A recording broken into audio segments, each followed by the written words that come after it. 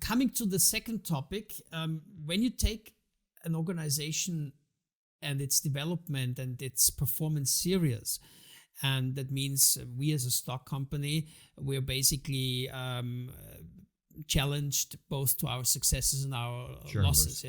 And our shareholders, they appreciate getting what they expected.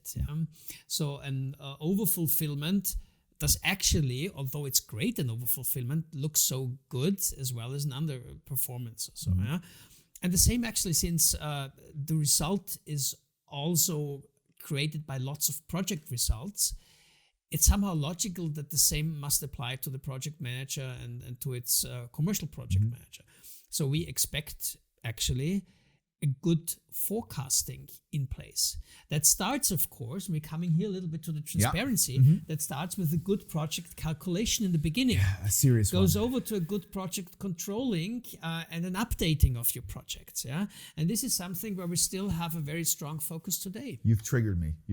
Oh my God. I've got this moment where I'm a little bit of in a haze. We've done some small clips on this. I'm sure you remember. I'm sure you've seen some of the statistics that are online for the last 20 years from Gartner Group, from Standish Group, where they say how many projects are successful and based on what criteria. And they have like always 10 reasons why projects are not in time, in budget, and scope. And all of those 10 reasons, for some reason, reinforce that you should buy their products and services. Like, oh, your project manager is not educated enough. Please send them to our education program. You don't have a good enough software. Why don't you buy our software? And we actually did a small clip on this. And one thing that always irritated me is kind of this project cowboy approach.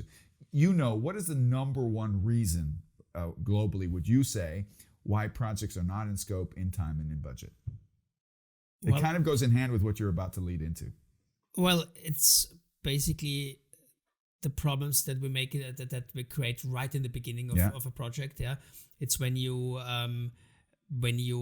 actually contract the project, usually bad scope description. You're being so diplomatic. I like you. Yeah.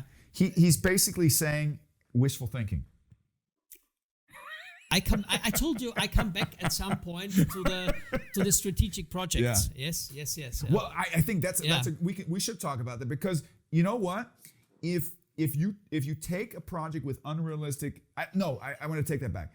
What I'm talking about, I think the number one reason why projects are not in time, in scope, and budget, because the estimation was never serious. It was never done professionally, and it was never valid. It was determined top down, but it was never validated bottom up, which Siemens commits to, right? Along with the commercial management perspective. One of the jobs of the commercial manager is to prove the business case from different perspectives, right? And you have many escalation steps and many milestones that allow you to reevaluate the estimation.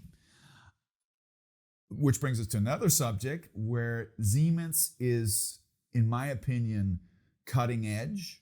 Sometimes it scares me when I saw it, was the ability to say, you know what, we're willing to take a project even if the quantitative, the financial calculation is not 100% on par. We're willing to take a risk, because I'm going to throw a bingo word in, which I learned at Siemens.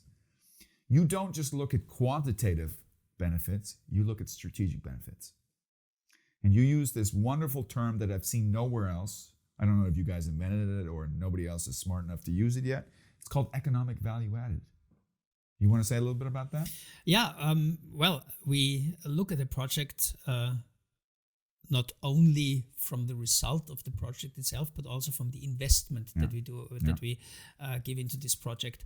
And here you come to a different calculation at the end of the day.